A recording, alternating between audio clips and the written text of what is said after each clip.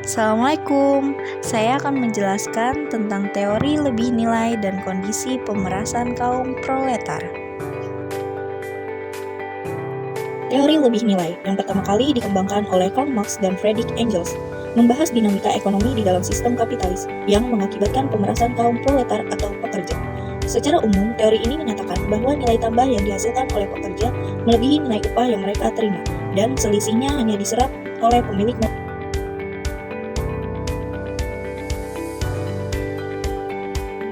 Terlepas dari teori lebih nilai, pemikiran ini secara umum mencerminkan pandangan Marx dan Engels tentang ketidaksetaraan dan konflik kelas dalam sistem kapitalis. Diskusi tentang kondisi pemerasan kaum proletar seringkali melibatkan pertimbangan solusi ekonomi dan sosial yang bertujuan untuk mencapai keadilan dan kesetaraan dalam distribusi nilai ekonomi.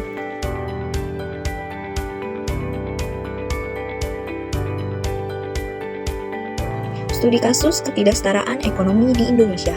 Pekerja di berbagai sektor di Indonesia menghasilkan nilai tambah yang besar, tetapi hanya mendapatkan upah yang tidak sebanding dengan kontribusi mereka. Pemerasan dalam bentuk nilai lebih yang diambil oleh pemilik modal semakin meningkat. Pemikiran David Ricardo.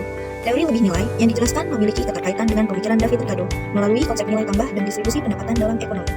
Dapat dipahami bahwa teori nilai tambah tersebut mendeskripsikan memiliki dasar konseptual dalam pemikiran ekonomi klasik. Meskipun Marx memperluas teori ini lebih jauh dalam konteks kapitalisme, pemikiran Ricardo dapat memberikan dasar untuk memahami ketidaksetaraan dalam pemasaran dalam hubungan antara pemilik modal dan pekerja. Indonesia bisa dikatakan mengalami pertumbuhan ekonomi yang cukup pesat. Namun, di balik pertumbuhan itu, Indonesia masih mengalami banyak permasalahan ekonomi. Lalu, ada apa saja masalah ekonomi Indonesia? Dalam 3 tahun terakhir, Indonesia sebagai negara tujuan investasi langsung terus mengalami penurunan. Selain itu, jumlah perusahaan di Indonesia juga mulai berkurang. Disadari atau tidak, ini memengaruhi daya saing antar masyarakat atau antar perusahaan dalam mengembangkan dunia usahanya. Dalam menghadapi revolusi industri 4.0, dibutuhkan perencanaan yang matang, termasuk penyusunan skala prioritas. Minimnya perencanaan infrastruktur dasar industri, yakni Internet of Things atau IoT, dan mitigasi tenaga kerja juga memengaruhi masalah ekonomi di Indonesia.